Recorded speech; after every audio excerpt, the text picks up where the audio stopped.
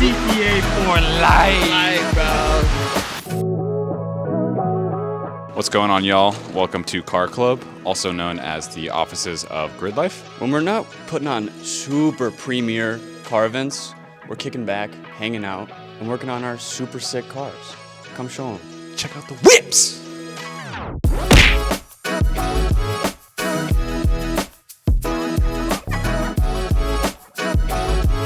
What's up, y'all? My name's Gray. I'm a designer here at GRIDLIFE. So this was my car about a month ago. I just want to briefly go over it because I built this car from bone stock. KA turbo setup, angle, very, very, very typical drift mods done to it. Crashed it a couple times, but this was like the first car that I really learned how to drive in, how to build up from bone stock. Chose turbo KA because SRs are expensive and just not worth it for 30-year-old aluminum blocks anymore. They suck. So yeah. All right, let's move on to the cool car. All right, this is my newly acquired Toyota Aristo V300. These are the models that came with the 2JZ GTE, which is pretty much the main reason that I bought the car. I wanted to buy a car that had good power stock and that I didn't have to do much with to style it up a little and get the suspension going. It's currently an automatic right now, but I have a transmission swap planned, and that will be the first order of business on this car. It's a good car. It's just a good car. What's up? I'm Creature. I do video work for GRIDLIFE. This is my whip. It's a 2001 Chevy Corvette. Got the pandem kit on it. If you come around here, dude, you can see where LS Fest did me dirty. And shout out the highways of Kentucky. They took a little piece of me with them.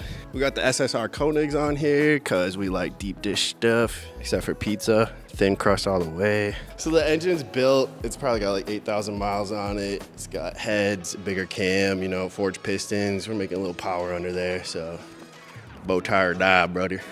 My mom had a C5 Corvette, and I thought it was cool. And I had an RX-7 and RX-8, and I blew both of those rotary motors. And all my brothers always gave me shit, like, why you buy all this Japanese shit? And I was like, whatever. So they talked me into it, and I went LS, and I haven't looked back.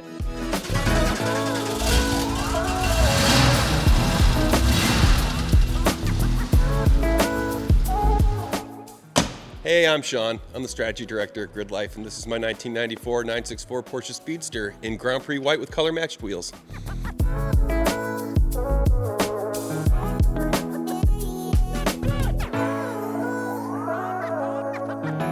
Yeah, it actually belonged to my dad, and he was planning to give it to me, you know, when he passed away, and I made the comment of like, I'd rather thank you in person, and he eventually had been keeping it, not driving it, keeping it in a barn for a while, and eventually I got it here and brought it to our car club. He got it originally used.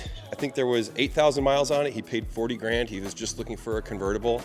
Fast forward years later, it's got 22,000 miles on it, and it's worth a little bit more than that. You can talk to Haggerty about that. I keep the card my dad wrote to me as like a little sentimental thing. Always think of him when I shift to third gear. That's what was in the note. Funny thing I found a little while later, it's actually in this old stereo case, but there's a rolled up, probably from the 90s bag of contraband in there. So that's kind of a piece of history I keep in the glove compartment too. Sunscreen, because it's a fair weather car, so you actually can't put the top up. It doesn't really do anything. So it doesn't get out that much because it's got to be great weather and it's air cooled, so I don't want to sit in Chicago traffic. I also like I love the handles. I think the handles are my favorite part. Yeah, the trigger. Just this little pinch, like squeak, opens up. And then to open the door, it's cool too. You pull on these. There's like not a door handle. Yeah, it's a very pretty car.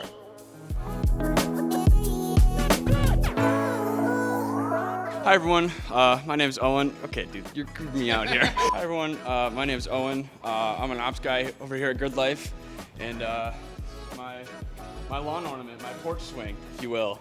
I got this thing sight unseen from Texas in 2020, so I was part of the group that just overpaid for stuff that they didn't need. Yeah, I don't like. There's some goofy like period mods on this thing. Like, this is a 70, but it's got impact bumpers, and then like it was repainted sometime, and then they also. I don't know if you can see this, but like this little arm right here that was meant to like support the fender that was extended. Super goofy stuff. Some really cool original BBS wheels that I'm really looking forward to salvaging. I wish it was actually ultraviolet, painted from the factory, but it's not. It was guards red, like every 911 was. I'm so scared to fall through right now. Oh my Lord.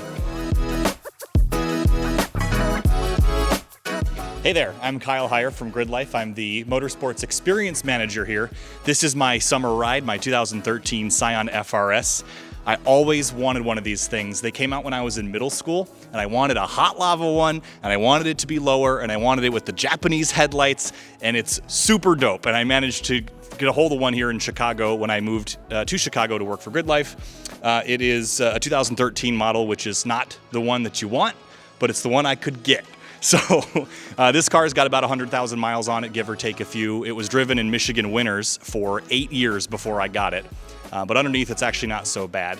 Bought it on Steely's, put it on some rep wheels, and it's done some track laps and things, but now it's just a highway queen at this stage.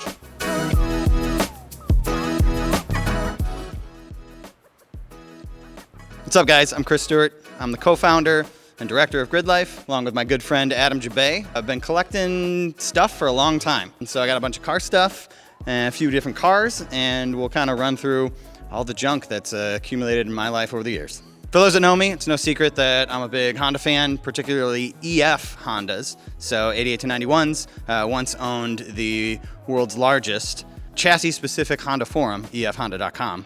Look it up, Wayback Machine. But this is my stock 1987 JDM ZCSI CRX. It's completely stock, for one, because I had another CRX that I ruined. And that's not even here. It's so ruined that it's somewhere else. Cool fact about this one is that it's actually VIN number 30. It's a 1987 because they came out a year earlier in Japan.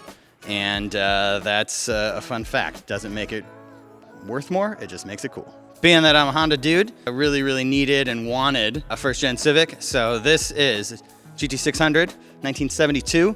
I actually picked it up locally. It's real small. That's what it is. Speaking of small things, this is my 1989 Acti Street.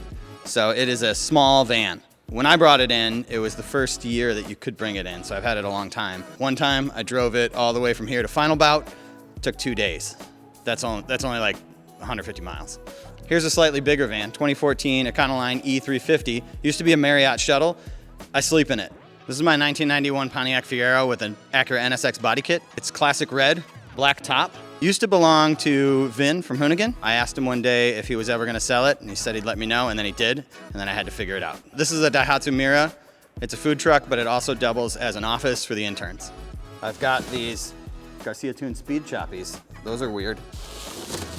I also have these Mugen M7s. I ordered them from overseas, and then they didn't show up, and I thought I got ripped off, and then 9 months later they arrived.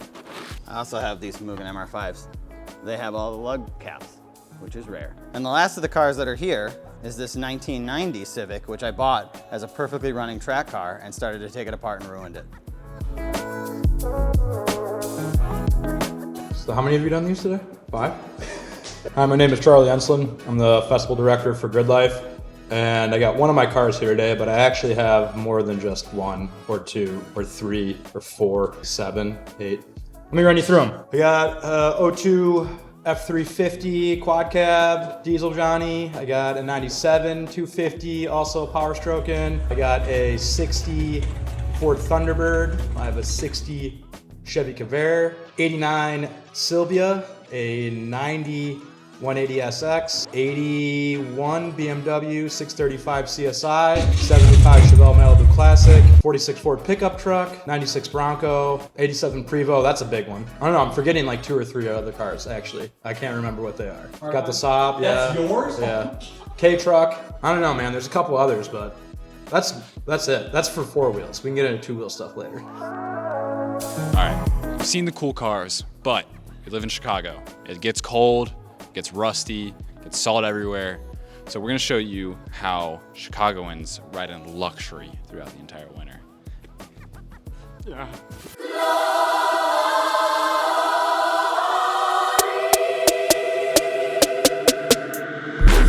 Get down in the car, one time give it all, bust it open hard, let me see you drop. Get down in the car, one time give it all. This is one of my beater bikes. This is my KHS Flight 100 track bike, and this was my daily, year-round, get to and fro. Fastest way to get anywhere in Chicago is on a bike. Very simplistic. It's like a katana blade of bikes. It's just like steel, 2 wheels, pedals, no gears, fixed gear. It's the perfect ride to like not ever really have to worry about air in your tires, grease on your chain, that's about it. So a little Easter egg on this bike, in every bike I've ever made, I put the patron saint of cycling on it. So that's the Madonna di Casallo, pure silver, right there where the real brake caliber would go. I always put a little charm for good luck out there. What up, my name's Hunter. I do customer service and music relations here at GRIDLIFE. Here to show off my car, as you can see. If you watch SpongeBob, it is the Invisible Boatmobile. We're almost done painting your Invisible Boatmobile. In all seriousness, I don't have a vehicle. Me, Creature, and Gray, we take a private coach around Chicago from A to B, makes about 4,000 horsepower, and we're about to take you on it right now.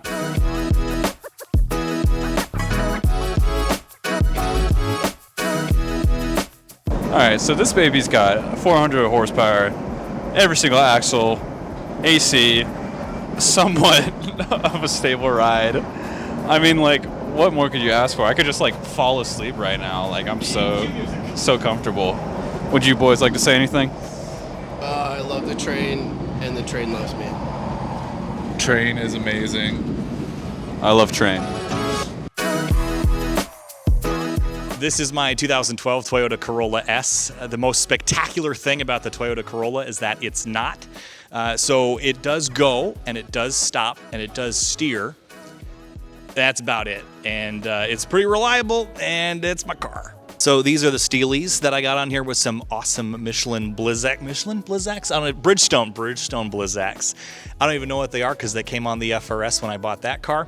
But these never get changed. They stay on here all year. Is it fine? Probably not, but it works. Let's have a look under the hood of this puppy here. 1.8 liter Toyota 4-cylinder. Same engine that comes in the MR2. And this is only the second time I've ever looked under the hood of this car. There's pretty much nothing that matters in here. This is the sewing machine that runs this car. That battery I just had to replace. The OEM battery made it 12 years before it died. And it was probably the first time the hood's actually been opened on that car. Yep, you know, who knows what that is, but, you know, as I always say, out of sight, out of mind. Some of you may know that this car is an official GRIDLIFE pace car. It paced the first ever Super Grid Grand Prix at Pit Race International Race Complex last year, 2 years ago. But this car is a terrible pace car, do not recommend. So much body roll, might as well be a blue whale. Right now, you might think, oh wow, a snow fell on top of the microphone. No, it didn't. These are just massive snowflakes. They're hitting me hard. Oh, Charlie, this is a sick winter beater. Can you tell us a little bit more about it? I gave all my change to the last guy, dude. Oh, okay. Oh.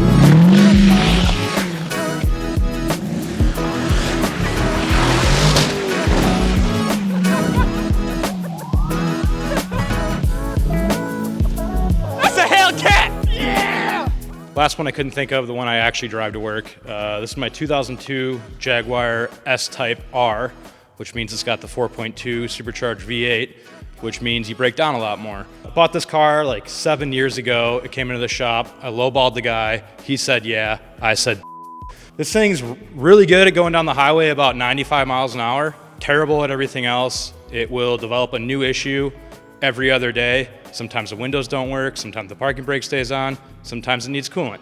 But that's how we roll it. It's really been a good car for me, but I don't know, might see something new in the future, something a little bit more unreliable.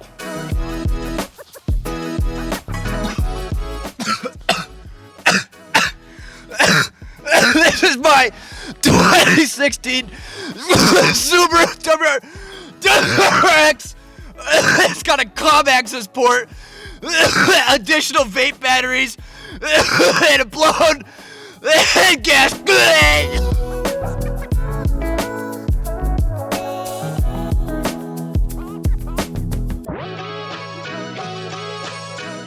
And now the last of my collection, the Winter Whip. 2014 Acura TSX wagon. The rarest of the TSXs, not because it's special, just because nobody bought it. And it's for sale. All right, so I bought this car sight unseen right before the pandemic, 2020, 2021, maybe? I don't remember. I was looking for a wagon, looking for a white one. There was two in the country, one in Texas, one in Florida. Pulled this one, pulled the trigger on this one from Florida, had it shipped up. It's been my daily ever since. A couple of things that came along with the Florida. We got all of this like random scratches. Definitely a Florida feature. Sick old man pinstriping. Definitely a Florida feature. Can't really see it here. Shopping cart dents. Woo! Pretty sick. Let's take a look on the inside. Comes with 4-season floor mats, so that means all the things that were on my shoes from the last 4 seasons are in the floor mat.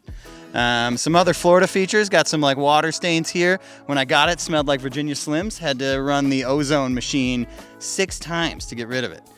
Also came with some sick butt rock CDs in the CD changer, so that's dope. Always has a low fuel light that's permanently on, not because it's broken, just because like I only like put a few bucks in at a time. Also has this really sick Chicago parking ticket holder right here. So all the tickets that I don't want to pay or I want to ignore, I can just jam them right in here, you know, and they just stay there forever until I get the boot. Well, wagons, you can put stuff in them. So let's see what we got in here today. All right, pretty sick. We got ourselves a motorcycle jack. So that fits in the wagon. Got this hitch for a different car. All right, yeah, big old chongas. Brake pads for a fit. All right, fixed gear wheel set, purple. Also for sale. Snow scraper, wagon. There you have it. Those are the cars that are owned by the Grid Life staff members. You don't got to go home, but you can't stay here. Get out! Now! Leave! Right